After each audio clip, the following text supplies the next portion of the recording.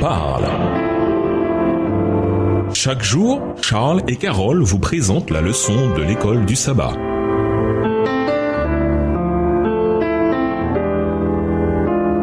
Bienvenue dans votre émission. Dieu nous parle. Nous voilà à la leçon de jeudi. Rassemblement pour la bataille finale. Lisons Apocalypse 16, verset 16. Quel succès la tromperie eschatologique de Satan connaîtra-t-elle dans le rassemblement des habitants de la terre pour la bataille d'Armageddon? Apocalypse 16, verset 16. Ils les rassemblèrent dans le lieu appelé en hébreu Armageddon. Les miracles démoniaques trompeurs connaîtront un succès mondial. En ayant rejeté les enseignements bibliques, les gens croiront un mensonge qui sera accompagné de miracles trompeurs, voir 2 Thessaloniciens 2, les versets 9 à 12. Ils s'uniront dans un but, symbolisé par leur rassemblement dans un endroit appelé en hébreu Armageddon et qui signifie montagne de Megiddo.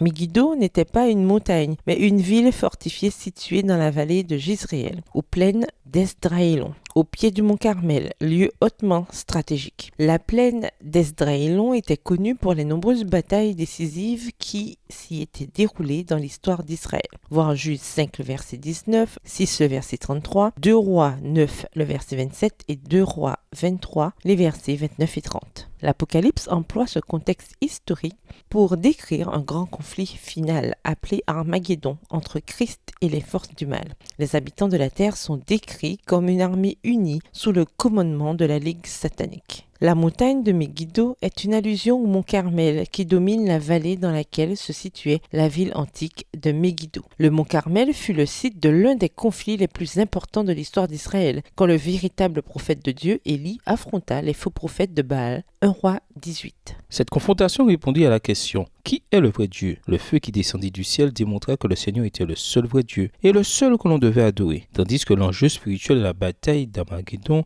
allons-nous obéir à Dieu ou aux hommes, est réglé avant que les fléaux ne tombent. Ceux qui sont du côté du dragon, de la bête et du faux prophète, Apocalypse 16, verset 13, seront alors totalement contrôlés par le diable, comme Judas le fut jusqu'à la crucifixion de Christ. Luc 22, verset 3. Ayant choisi le camp des perdants, ils feront partie de ceux qui crieront pour que les montagnes les cachent. Apocalypse 6, verset 16. Lire également 2 Thessaloniciens 1, les versets 7 et 8. Mais avant que les fléaux ne tombent, Apocalypse 13, les versets 13 et 14, décrit la bête qui monte de la terre comme faisant descendre le feu du ciel pour tromper le monde et leur faire croire que la contrefaçon de Satan, qui comprendra de faux réveils conduits par un autre esprit, est l'œuvre de Dieu. Armageddon n'est pas une bataille militaire entre nations qui doit se dérouler quelque part au Moyen-Orient, mais une lutte spirituelle totale dans laquelle Christ affronte de manière décisive les forces des ténèbres, voir 2 Corinthiens 10, verset 4. L'issue sera similaire à celle du mont Carmel, mais à un niveau mondial, le triomphe de Dieu sur les forces des ténèbres. Depuis bien des années, les gens considèrent l'agitation politique et militaire au Moyen-Orient comme des signes de la fin d'Armageddon. Malgré de nombreuses prédictions et de nombreuses dates fixées, Armageddon tel qu'on l'a imaginé n'est pas arrivé. Comment nous prémunir des mêmes erreurs concernant l'interprétation de ces événements localisés